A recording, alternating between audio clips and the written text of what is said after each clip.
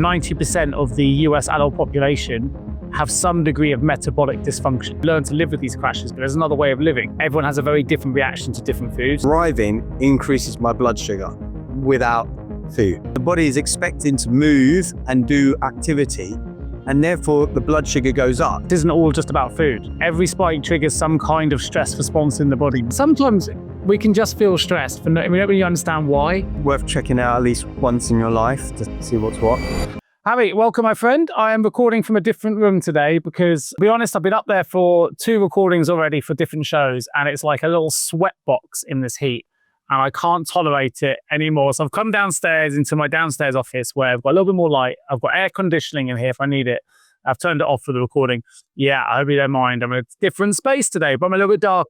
Not as well lit as yours. I am also in a new room because although it's the same room, I literally had it painted today. So I've got a new color, my Stiff Key Blue Farrow & Ball knockoff color matched, which I think I'm liking it. It feels more like an office and less like a utility room because it is technically a utility room, but it looks good with the wooden desk, which isn't gonna stay anyway long term. But I've only been in here for about 10 minutes, so this is hot off the press and it feels good. And I've got the breeze, I've got the trees I'm looking at, so I'm in a very different setup to you, but all very good. So yeah, I'm looking forward to our chat because I want to talk about an experiment I've been running for the last 10, 12, well, probably 12 days along with my mum. We were going to talk about this last episode, weren't we? But we were only a few days in and we got sidetracked, as we often do. So you should have a little bit more data to report on this time, I presume. Yeah.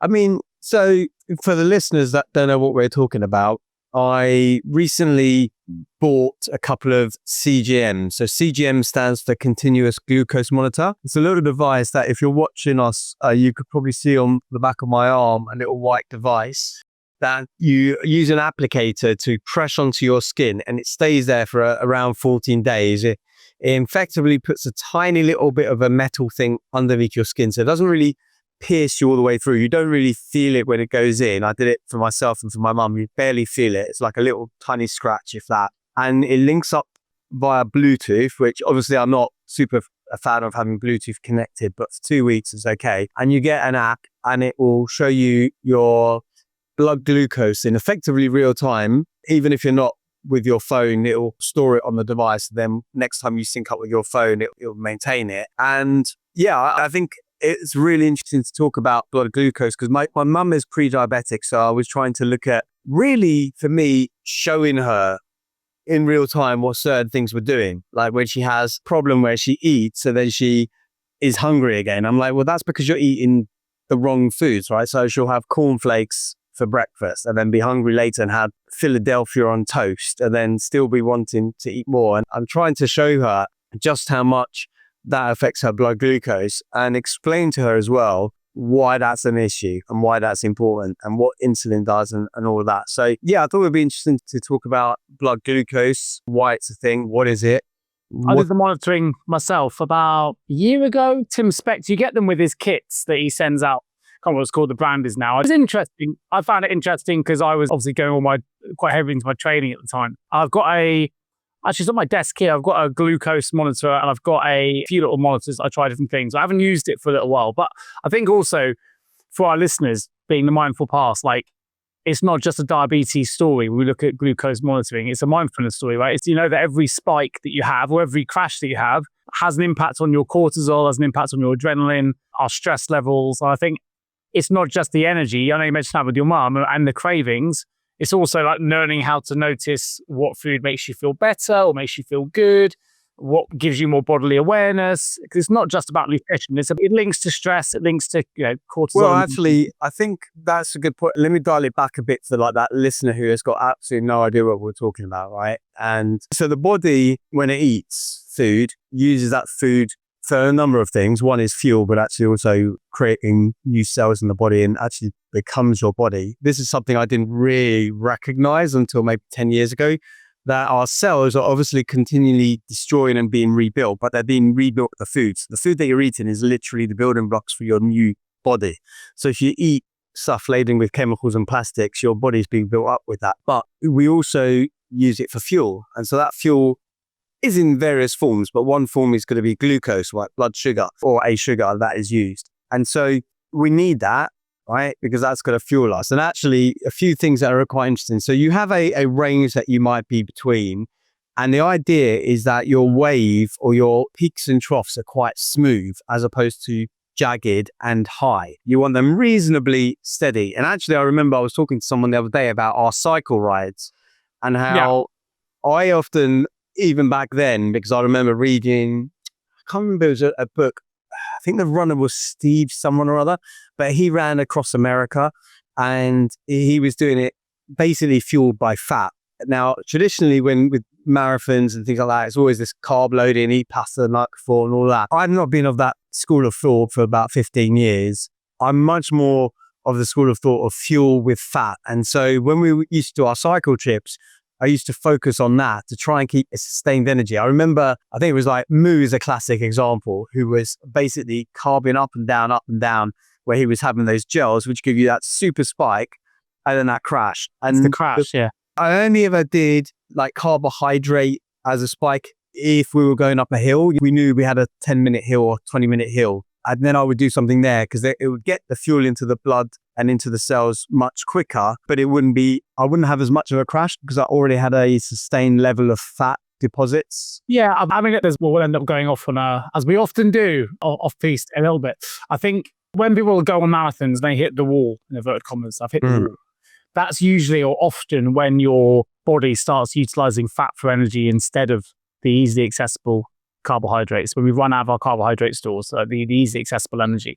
And we're not that efficient at burning fat for fuel. Unless you train it. Unless you train it, but most people don't. But even if you do train it, it's still more calorific. So it's still harder, but you can train for it. I think the point is, I mean, carb loading, there's a lot in it. I've obviously done a lot of endurance-based events. If you carb load correctly, it's really good to fuel the muscles and fill the muscles.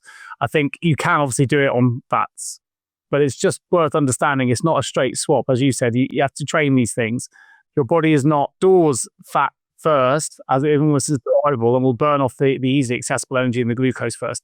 What I think is interesting on the glucose monitoring stuff is your friend that you met, I think it was Chastity you met, was it Rangan Chastity you met? You got the picture. Yeah. Yeah, so when in his book and on his podcast, he talks about how 90% of the US adult population have some degree of metabolic dysfunction. Yeah. An abnormality in how they process food and energy. And I think when you look at things like this, glucose monitoring might be visible, right? You see inside your body, you start to see these waves that you talk about, and you can start to get to grips with whether some of the foods you're eating are helping you in the way that we think that they are, and whether they are causing those crashes. You know, sometimes we might blame it on something else, or we may not always understand it. We learn to live with these crashes, but there's another way of living. It's like always living tired and suddenly a good night's sleep. You know, oh my God, why didn't I sleep earlier? You know, I could feel like this every day. We don't always know. We've got to make the visible visible. I think that's where this monitoring could be quite interesting. Yeah, when we talk about, and I think going back to what you said maybe 5-10 minutes ago about having that mindful approach and noticing things, what I found interesting about this is that I'm very mindful about how things interact with my body. For example, I've said many times, I think on this podcast before, that I try not to have sugar after 4-5 o'clock because I know it's going to affect my sleep. But there are some weird things that have happened with this reading that I think it's worth just sharing. Yeah, I definitely want to get into it. I think it's just key to let our listeners know it's not just about food eating habits. This is holistic. It links to this is what I will get well-being and everything else. Yeah, this is what I will get to, because just rewinding a little bit. So let's say you have a band, a number, I think it's like 3.8 to 7.8, where you want your blood sugar to remain for most people. This particular app will measure what they call lingo points. So I'm using one, no affiliation with something called Lingo.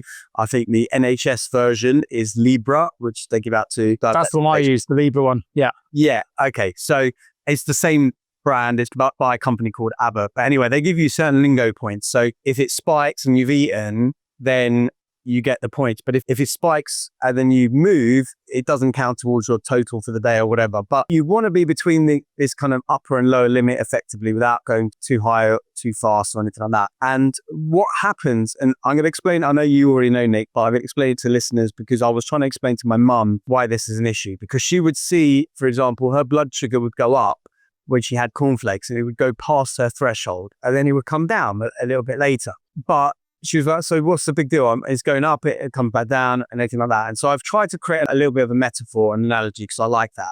So the way I'm going to describe it to listeners is imagine you've got a factory full of workers and their job is simply to put these boxes into lockers, right? You've got lockers all around the room. Their job is simply put boxes into lockers. And in our analogy, the workers are insulin, okay? And the boxes are sugar and the lockers are cells. So effectively, insulin's job is to put the sugar, the fuel, into the cells. And so if you give it a lot of sugar, you need a lot of insulin, a lot of workers to then put that into the lockers in the right time. Now, when you're living your normal life and you put a lot of sugar in, you might not notice it so much because what will happen is your factory workers, they see all the work coming in and they want to please you. So they work really hard and they get it all into the lockers, no problem.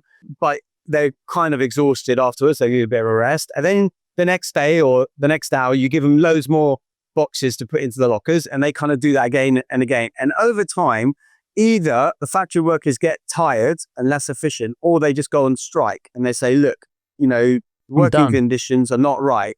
And what we really want to do is, yes, give them those boxes, but give them those boxes in a more measured way so they can put them into the lockers. You don't need as much staff and all of that. And what happens for a lot of people who get insulin resistance or diabetes is their workers are just basically either going on strike or giving up. And so we want to make sure that even though you might not notice anything because your workers are working okay at the moment, but they're working to extremes and you don't want them to do that really. So that's the main thing. And so now the thing is that you and I can eat the same food. So I did this with my mum and we had some ice cream late last Monday night when we were at some theatre event.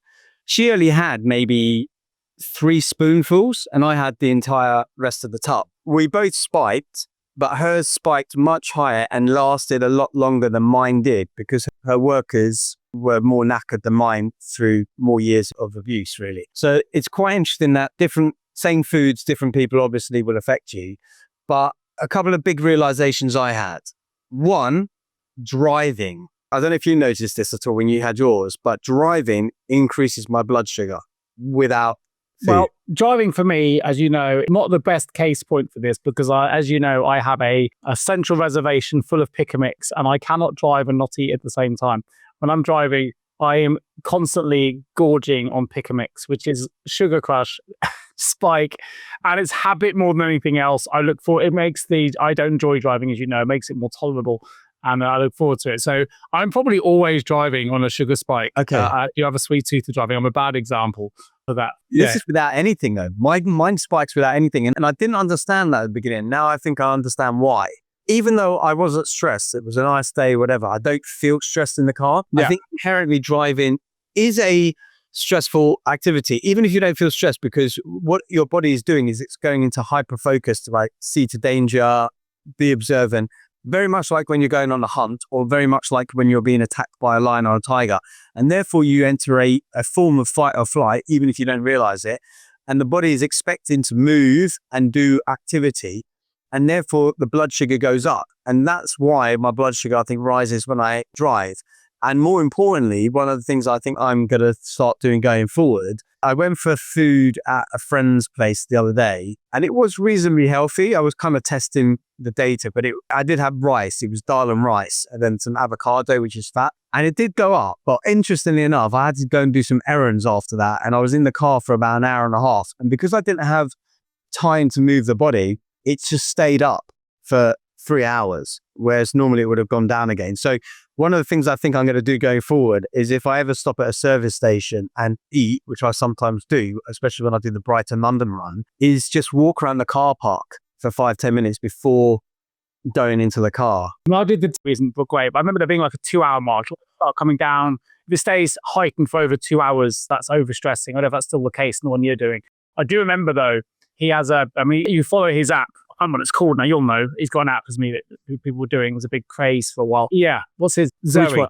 Tim Spector. And I was part of the Zoe. You could sign up for the extra, study piece. And I was in the Zoe study. But I remember in there, he used to get the updates. And I remember you'll know this already. So it could be that your mum's always been eating that wrong differently. And that's why it's high and yours come down. But also, you learn that everyone has a very different reaction to different foods. So we're not all the same. So you could have that same experiment with completely different foods and actually yours goes up and hers comes down because it's very personalized, very individual. And that's where these things can be really useful. So you can kind of discover whether it is, what foods are really keeping you heightened and which are coming down smoother. And you won't really know that without personal testing, either with feel, maybe. But I know Tim Spector was talking about his breakfast. So he used to think he was eating really healthy every morning. He had like low-fat milk, yogurt, muesli, those kinds of foods. And he discovered they were the things actually draining his energy, right? So he ended up swapping over to bananas, I think it was apples or whatever it was.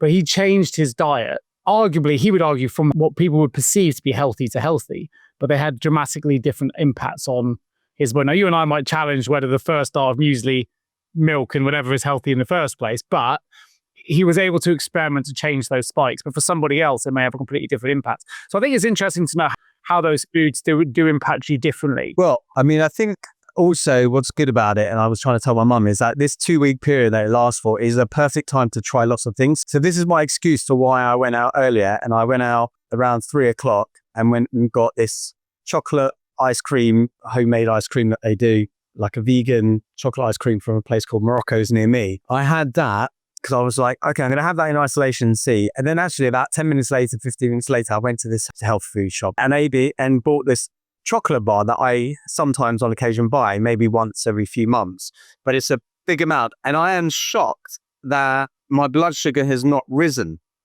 because I've had around 60, well, the chocolate bar alone was probably 60 grams of sugar. Bear in mind your daily limit should be 22. So I've had 60 plus the ice cream, God knows how much. However, I decided to go for a walk, and actually I want to come on to strategies in a minute about limiting blood sugar. I decided to go for a walk, only 10 minutes, 15 minutes. I'm still waiting for the blood sugar to go up. It's been flat the whole time. So it might go up when we're on call now because I'm not moving my body so much. But the sheer fact of moving, and not like intense movement, because intense movement will activate it and make it go higher, but just a walk has kept that blood sugar, even though I've had copious amounts of sugar, at bay, which is, I think phenomenal. This is stuff our listeners, maybe they don't know. Maybe sometimes you assume they know things. No, let's assume our listener doesn't know anything. So big things is like fruit juice, right? And you'll know this. I did for my nutrition courses, and you'll know this already. But you have fruit juice in the morning, and fruit juice is one of the things that will absolutely 9 out of 10 really spike your blood sugar, right? Because it's full of fructose, and it might be full of 6 oranges. It's very different drinking that very quickly and getting it down than eating 6 oranges. When you take out all the fibrous of the orange, which are actually there to help slow down the sugar release, it spikes. And you could argue, well, I'm eating the same foods. You are, but it's the fiber you're removing from the fruit juice that actually helps slow your blood sugar. So a lot of things, sometimes I think we do things, we think we're doing healthy things, and actually we're sometimes we're not almost. It's like, well, fruit juice is better than Coke or whatever, but it's understanding what's behind it. If you remove all the fibrous material that slows it down, it's, well, yeah, and that's like your walk after meals. It's going to soften the glucose response, right? It's like a mindful reset. Well, firstly, the fruit juice, the issue with that is we watched movies, and on movies they have, someone will say, I've made you a healthy breakfast, and they'll have the fruit juice and all this, that. Even I was seeing an advert today for, I think it was a former women's football person sponsored by Colgate to advertise Colgate. They're brushing their tooth, not with an electric toothbrush, but with a normal toothbrush. But they're brushing it in the way that my dentist says never to brush it. So, and when you watch a movie, they're kind of like rubbing it vigorously against their teeth. And my dentist said when you're not got an electric toothbrush, you should just be like scooping with the other brush. You shouldn't be like ever doing that. I saw a stand-up comedian who said never ever buy the toothpaste with a dentist recommend. Like, we're keeping them in business, right? If you see what it says, 95% of dentists agree. That's the one you want to avoid. Yeah, I mean, because you're keeping all the dentists in business, right? So yeah, I mean, when it comes to toothpaste, actually, I don't know, maybe it's a different conversation, but I've started the last maybe 4 years buying, I haven't bought toothpaste with fluoride in for many years, but instead of fluoride, there's a compound which actually your teeth are made of called hydroxyapatite. And so we want to look for toothpaste with hydroxyapatite, it's called, and that will actually remineralize your teeth, supposedly. So that's a separate conversation. But some of the other interesting things I found with the monitoring, and I understand that a lot of people listening, they may not do well with monitoring anyway.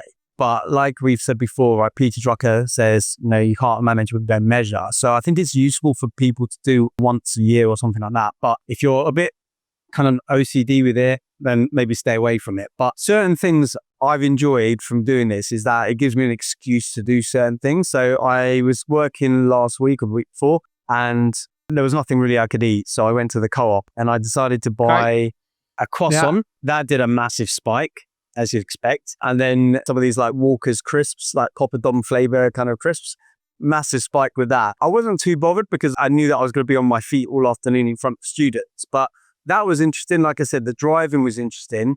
Another time at a school, I had just a jacket potato, no butter, no nothing on it, except for I had some, I guess, boiled Proper school meal. carrots and broccoli. Okay. A huge spike.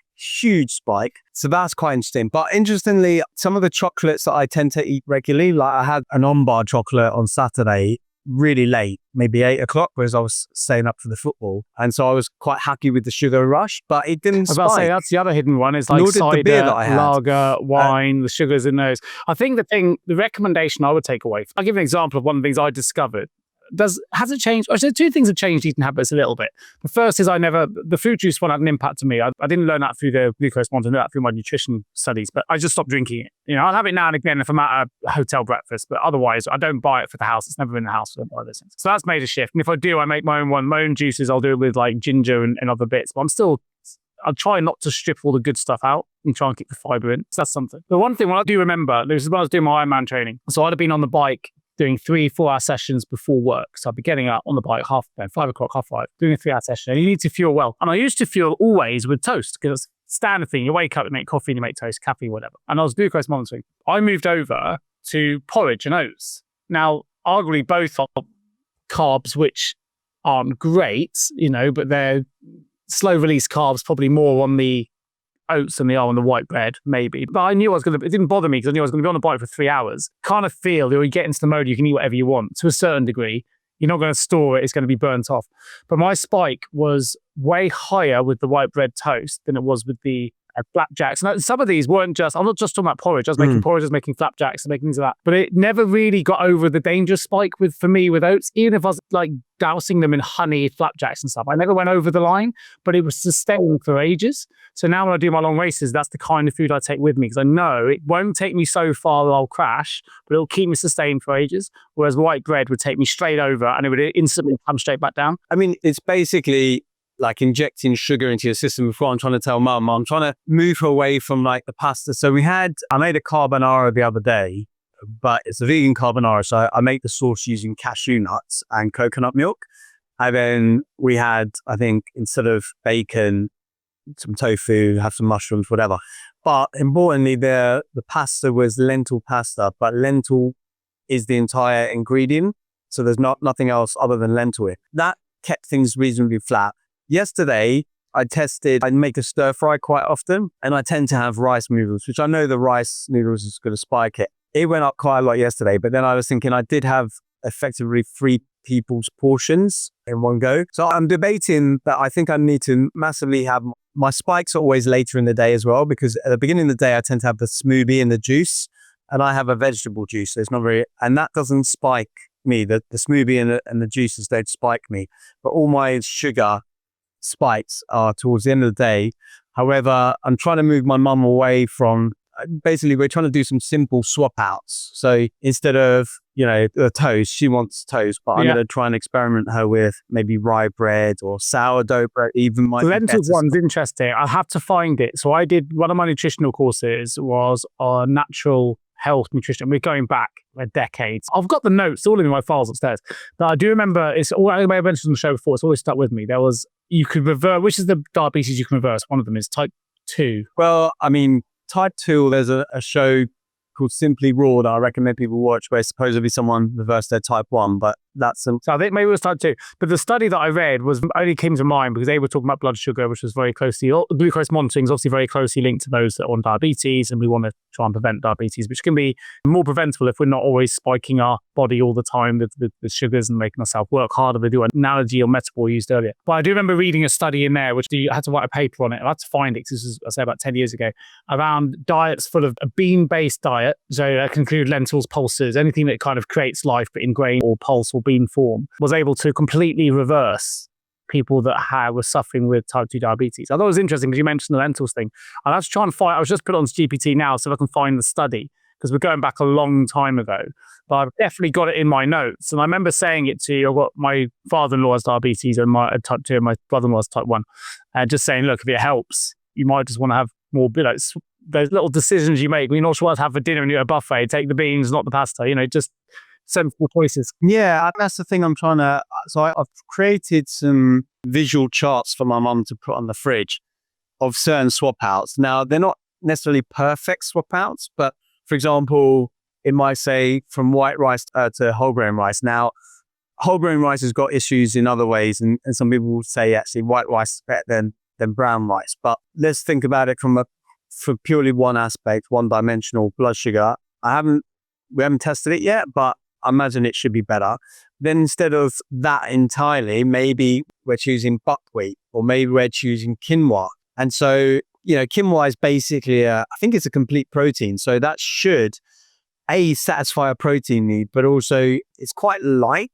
So you can get quite full. You don't feel too bloated from it or tired. So that might be a nice swap out. Instead of pasta, moving to lentil pasta. A few things like that I've created some swap outs for her. Instead of its normal bread, either the rye bread, the sourdough bread, or something else.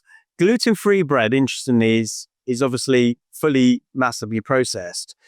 I've been experimenting with the gluten-free bread that I normally have, and I haven't noticed. So the other day I had it with an entire tub of hummus, though, like 200 grams, entire tub of Sainsbury's hummus, no spike whatsoever.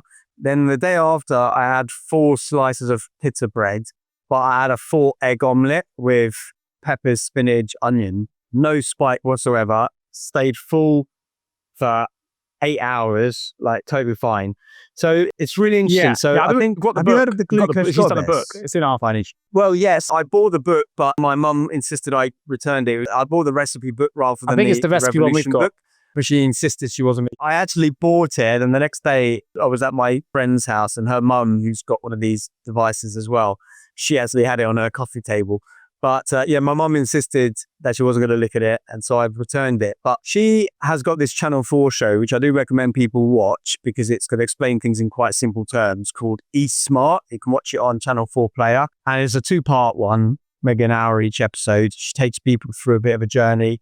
And she's got some very simple swap outs. I've heard her on Diary of a CEO, I think many years ago, and a few other podcasts. But one of them is the order in which you eat your food. And this is what I like, is that it's not changing the kind of food you're eating. Eat what you're normally going to eat, but make sure you do effectively the fiber / vegetables first, then the proteins, then the fats, or protein fats, let's say, probably much less, but carbohydrates last. That will do a massive amount for your blood sugar, as will, she says, wrap in your carbohydrates in vegetables, like creating a blanket, which is, again, what I've been saying to people for a long time in my Panlo 80/20, is that make most of your visual plate that fibrous vegetable side.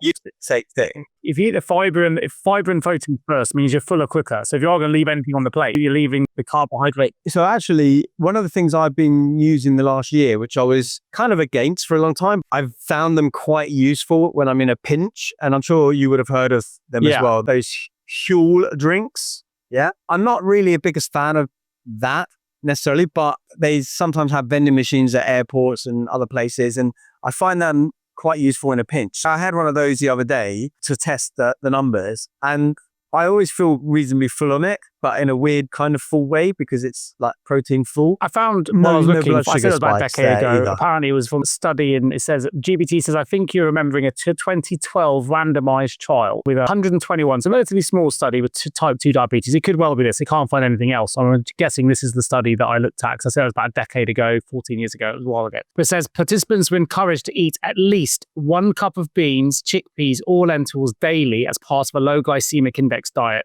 After 3 months, their HbA1c fell by 0.5 percentage points compared with 0.3 on a high wheat fiber diet, which was being recommended at the time. Blood pressure also improved. The difference attributable to the bean-based diet was approximately 0.2 percentage points compared with the control diet that was being recommended at the time. So I thought that was good. That was, It showed improvements in fasting glucose from regular regimes. What they said at the end is, obviously type 2 diabetes can achieve remission. It's usually associated with not just beans, it's associated with an overall dietary and lifestyle program, which is fair enough. What it does say, though, just to give our listeners something to think about, especially if you've just been diagnosed or you're worried about type 2 diabetes, a sensible approach would be to replace some refined carbohydrates or processed meat with half to a cup of beans, chickpeas, or lentils most days. And that's a pretty easy swap out. You're talking about swapping things over. It does say increase gradually to avoid bloating, but even if you're getting full, you're going to eat less. Beans still do contain carbohydrates, so portions and total calorie intake do matter. But even so, I'm pretty sure that must have been the study because I can't find anything else. I mean, yeah, with things like beans, lentils, etc., it is dependent on the thing you're having, and also it depends on how you prepare them. Whether you use things like pressure cookers, soak them, all these sorts of things to get rid of, I guess, the. I just remember my courses with the two biggest bits of advice. Once I've shared many times in this course, which is trying to have 5 different colours on the plate, because each colour represents a different nutritional value. Yeah. And fill your plate with things that give life. Of life, as they say. So I think actually, for people with type 2 diabetes, one of the things actually, I don't know if you know this or not, but that got me into talking about health and well-being. So when I started 15 years ago, I guess, I talk about it in Super Vitality, but I went on a personal development course. I went to this course all about law of attraction, but on the last day he was talking about health and brought all these people on. But some of the things that I learned through that journey, it wasn't just on that course, it was through interacting with lots of people, was that we'd effectively been lied to about certain diseases, longevity, aging, and so on. One of which was about heart disease, right? That you've got heart disease, you can't reverse it. That's not true. But also type 2 diabetes, right? Up until probably 15 years ago, I thought type 2 diabetes was, you're kind of done with that. But it is reversible. I don't know if I like the word remission but I guess it means, okay, you're in remission, but if you do the things that got you in there in the first place, you're going to go back to it. But effectively, you're curing it. You're not diabetic because it's a measure of blood sugar. But there was a good documentary I do recommend people watch if they are interested. It's years old, maybe 15 years old, called Simply Raw. And in that documentary, they took only 6 people. I think maybe 4 had type 2 and 2 had type 1. Type 1 diabetes is generally the one you're born with. The reasons are a little bit unclear as to how you get it. It might be to do with the mother and whatever else. But anyway, they took them on a raw food diet. It must have been, hence the title Simply Raw. But those with type 2 diabetes, I think fully reversed it. But there was one guy who, I think he believed he had type 2, but then it turned out he had type 1 and reversed it. So don't quote me on that. But the other guy who had type 1 diabetes, who cheated during that 30-day experiment. I remember it's a small study already, right? There's only 6 Tijuana people. To go and drink. It's like 15% cheated. Yes, but he still cheated on his study, right? Because he was not doing the thing he should be doing. He kind of went and had alcohol. He still went from like 25 units of insulin a day down to 5 or something like that. So the point is there's usually a way around that. So I think if you are someone even if you're not someone that is suffering with pre-diabetes or diabetes, understanding the blood sugar thing is really interesting. And also what you can do. So for example, like I said before, I've had this massive amount of sugar, but going for a 15-minute walk after you eat dampens the effect. Or even if you can't go for a walk, I was saying this to my mum, when you're sitting watching TV, just do heel raises, activate your calf muscles, clench your hands together. Anything that effectively mimics the body into this idea that it's got to use muscles will dampen the blood sugar response. So that's one thing. The other thing I'm going to test, and I bought some today, I don't know if you do it yet. I used to have it every morning. Apple cider vinegar. A pint of water. So I've got a bit lazy recently, but literally religiously every morning I would have a pint of water, which was full of apple cider vinegar, electrolytes, creatine, collagen, and then I have my B6, B12, and little sort of CG1 kind of, or AG1 that's called kind of mix. I whack it all into one and then take it all down. I know you're not supposed to just layer everything in one go, but it was just like a morning thing of like super water. And I don't drink water, as you know, so it was like a way of getting everything in, take it early. It didn't taste very good, I'll be honest. I know there's lots of big benefits, so I was kind of like, I'll give it a go. Yeah, I think I'm going to just book some apple cider vinegar today. I know that my dad, when he was diagnosed with diabetes, the other thing actually is worth mentioning to people listening, especially if someone who's on statins, which I know a lot of people might be listening, is statins. And I told this to my dad, he only developed diabetes after going on statins. And I looked into it, and statins do increase the risk of diabetes. So that is, and also now that's probably why my mum, she's on statins and is now pre-diabetic. But so if you're on statins, which again is another discussion as I to agree. whether there's any real value in that for certain people. I mean, actually, I was talking to my friend the other day who lives in America, the one that I tried to connect it with. He stopped taking it. He's a doctor, but he stopped taking his statins. But I was saying to him, look, you are actually the one user case where statins do seem to be beneficial, because statins really, the data only shows that they are really beneficial for you if you've already had a heart attack, not in if you've not had a heart attack. So he's already had a heart attack before, I think once or twice. And so I'm like, you probably should be on statins. And it's like, you wouldn't normally hear me like do that, say that, but you probably should be on statins. But anyway, statins make you more likely to be diabetic, I guess, is the thing. But so I think apple cider vinegar is something to test to see with the same food, does it dampen things? The other thing that the glucose goddess says, so some of the techniques she says is, yes, you have your fiber and, plants first, then your proteins, then your fats, then your carbohydrates. Walk 15 minutes afterwards, or even just before you do those things, drinking your apple cider vinegar, I think either side of the meal, but definitely 30 minutes before. But they're basic things, which everyone could do, I think. Yeah. And it will make a big difference, gains, isn't it? I mean, the apple cider vinegar, I think, had it's relatively limited evidence, but I did it anyway. I don't have a huge amount of evidence to support it, but sometimes it's like all these changes. It's a bit like you can see the evidence in the device. Well, I think that's why all these devices are good. They're good for curiosity. They're good for seeing what you can't see. Yeah. Have the same meal 2 days in a row, once with apple cider vinegar, once without, and see what happens. I think also, and we say this all the time, whatever your food beliefs are, whether vegetarian, vegan, or you eat everything, it's a bit like you can make smarter choices. So you talked about carbohydrates going from lentil. There's still carbohydrates in beans and lentils, but there's also loads of other minerals and nutrients and proteins and things within those other foods. So sometimes it's not about trying to avoid, I don't personally agree with trying to avoid an entire, carbs, fats, proteins. You shouldn't eliminate, they're all important for the body, but you can make sensible choices. If you want to have fruit juice, try and eat an orange instead of extracting all the goodness out of it and drinking the juice straight out of water and eating orange. There's just little things you can switch around that just improve things. And as you say, if you get a GCM monitor, you can monitor how it actually impacts the body. And the other thing is, it's important to remember is, what is it you're doing 90% of the time? Now, orange juice, I don't know that we ever really bought it since childhood, because I think... Remember Sunny Delight? Oh my God. We didn't necessarily agree with it. Pure sugar. I remember that stuff. No, we would never. My parents, interestingly enough, the only thing I can remember in our pantry or freezer or anywhere that was quote unquote processed, and it's only marginally processed, would be things like, which I never ate anyway, baked beans, that'd be something in a can, and then fish fingers.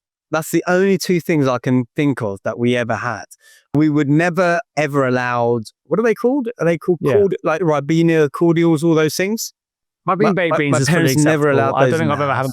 But I still bake. I have my baked beans. Yeah. No, I'm not saying it's not. I'm just saying that I remember there being very limited items in packets and whatnot. And we ate really, really well, because obviously my dad loved cooking. It was his kind of happy place, but he wasn't always like that. When he moved to the UK at 18, he ate, I think, for 6 months straight at this cafe in King's Cross Station. He showed me where it was once. And he just ate fry-ups, the classic English fry-up, and got really dodgy and ill. And the doctor was like, "Dude, no." It was on a paleo diet. That's what it was. Paleos. It wasn't really paleo, because Paleolithic people did not have fry-ups. I'm giving him some bandwidth, right? He's not here to defend himself. What was good is that his sister basically got him cooking in a kind of stealth way by asking him to do certain things when she went out and about. So he learned to cook, and it was his happy place, and he used to cook maybe 85% of our meals, and then the other 50% my gran would cook. Yeah, I remember your dad being a great cook. He cooked some good things for me back in the day. Yeah, exactly. So I think, cooking is a skill that is just so important that is lost. I don't know that even in schools they do my home economics. My niece is learning stuff about food at the moment, but it's so important to understand. Even little things like, I think we've talked about on the show before, like when you look at a packet, that the ingredients in order is how much is in there, but how they disguise sugar. And I talk about this in Super Vitality. I think I give maybe 50 different names for sugar. And you'll often see 6 of those in that. Whereas if they just said sugar, it would be number 1 on the list. But now it's number 2, number 6, number 5, whatever. Yeah, it's like all the 0% fat yogurts and things you can buy, right? And it's just... Well, yeah, if you take out the fat, then you add in something else, right, as a percentage, which is generally sugar. So you want... Which then gets converted into fat in the body once it's stored. So it's like a... Yes, if you can't use the glucose and the carbohydrates, it gets stored in the liver as well, and that's ripped up. And there's usually way more of it than the fat. Like, you're often much better going for the full fat version. Yeah. But I guess the point I was going to say with the orange juice was that occasionally I will have orange juice. Even the other day, I think, not the other day, but maybe about a month ago, I had a can of Coke or whatever it might be, which I probably have maybe 3 or 4 a year. I'm not doing it with guilt. And we talk about this all the time on the show about like doing things with awareness. And so I think you really have to understand what kind of person you are. I'm someone that will track things and I'm into that app every day, adding my things, but I'm not obsessive to the point of neurotic about it or saying that I can't do a certain thing because of blah, blah, blah.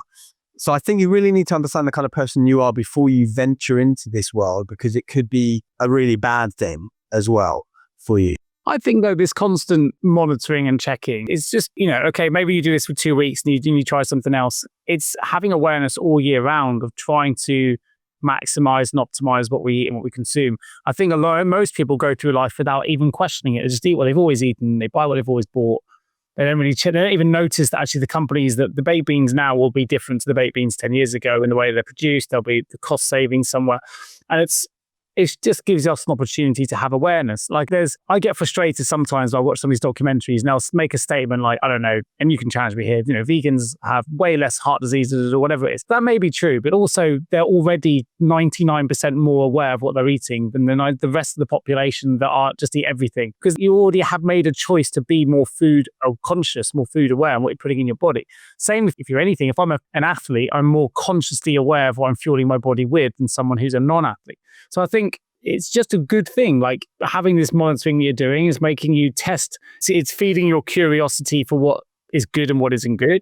It's making you test what works in the body, and hopefully you'll end up healthier and have more awareness and more knowledge at the end of it, right? I think it is making me think a little bit more about something. I am very surprised. I'm still very surprised the amount of sugar I've had today and it not have the effect I thought it was. Now, it still has effect on my sleep because I know that my deep sleep tends to be a lot less when I have sugar later on in the day. So so just because one thing is not that bad, it doesn't mean that it's not going to affect me elsewhere. But I think having the awareness is, super, super important to me as an individual. It doesn't mean that I'm always going to then follow the best course of action.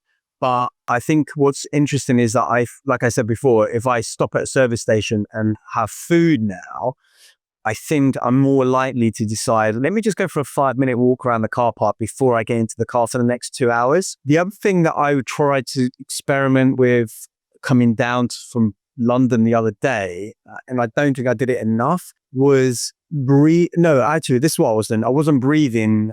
Obviously I was breathing, but in order to reduce my stress in the car, I was humming a lot. Vagus nerve. Listeners may or may not know that humming, vagus nerve, stimulator of vagus nerves when you hum, but also when you sing, or sometimes because you're on the motorway, no one can hear you effectively scream. So I'd be doing things like that, right? And I think, look at the graph, it's lower and flatter than it was in a shorter drive. So I think knowing that when I'm in my car by myself, I'm more likely to do things like humming, screaming, singing. And actually, there's something else in that. You're probably more likely just to laugh at yourself as well. Doing that. I laugh at you, mate. Suddenly we laugh at ourselves, and laughter is a great thing for bringing down confidence. Actually, no, the other thing I did in the car, I recently discovered, I knew it was in there all the time, but I just applied it, was the cruise control feature. So I set it at, say, 70 miles an hour, and it automatically brakes if there's a car in front of you. So it's very lazy driving. But what it did allow me to do is it freed up both my legs to then do calf races and things like that in the car. So I was doing that whilst driving. So I think it was... Only you, Harry. Only you. Yeah, only me. But I like to do these little quirky things. So I think that's really interesting. And even today I did 20 push-ups and 20 squats just to get to the wall for the push-ups after I had the ice cream and the chocolate, which may also have contributed to it not being as spiky. So I think little things like that, I think I'm going to be a bit more mindful of going forwards and try to do that. Yeah, I would say to listeners who are curious, it's worth knowing maybe once a year. I'm looking forward. Makes the invisible visible. That's the thing. Yeah, and I'm looking forward to when they can add some sort of CGM reader into wearable technology that's non-invasive. And even better, if you're someone will get a little bit stressed by looking at things all the time, like we said, not monitor all the time. But what I'd say, once the device can actually call out to you and say, hey, you haven't really looked at your blood sugar for a few days, but I've noticed that when you do this, it's rising. What's going on? I think that'll be more useful than constantly looking at it. As reminding people that this isn't all just about food. Every spike triggers some kind of stress response in the body, right? And yes, an exercise will spike it, but that's a good thing because you need the glucose to fuel it. But stress, such as driving or whatever, will also spike it because it leaves you playing into fight. Sometimes we can just feel stressed. We don't really understand why. And sometimes you realize you've been to McDonald's 3 hours before, you've eaten something, and you're just feeling a bit low and a bit, maybe there's nothing's actually happened by what you've eaten, literally. So anyway, interesting. I would say worth checking out at least once in your life to see what's what, if you're so inclined. CGM monitoring. There you go. Yeah, I can see myself doing it like once or twice a year, actually. I'm more interested. We'll have to share your final results when you finish your full assessment. I'm sure there'll be some more to share next week. Yeah, we'll see. Well, I'm trying buckwheat noodles for dinner tonight instead of rice noodles. See if that makes a difference. Let me know how you get on. Good stuff. All right, buddy. Good to see you. As always, sorry for the slightly darker space for those watching on YouTube. But yeah, I'll be back in the usual room next time. I've had to avoid the sweatbox today. That's all right. Good stuff. All right. All good, my friend. All good. Have a good evening. And hope our listeners have enjoyed it. And remember to like, share, subscribe, share this out with anyone you can think of who's maybe thinking about their blood sugar, diabetes, pre-diabetes, all of that. And search through the back episodes. We've done a few on nutrition now. We've done things about sleep and, collect them all together if you're interested in the subject. We've covered quite a lot of ground over the episodes we've done since we started the show. So have a look at the back episodes and share those as well. Good stuff. All right, Harry, I'll let you go, my friend. Good to see you. Definitely. Take care. Bye-bye.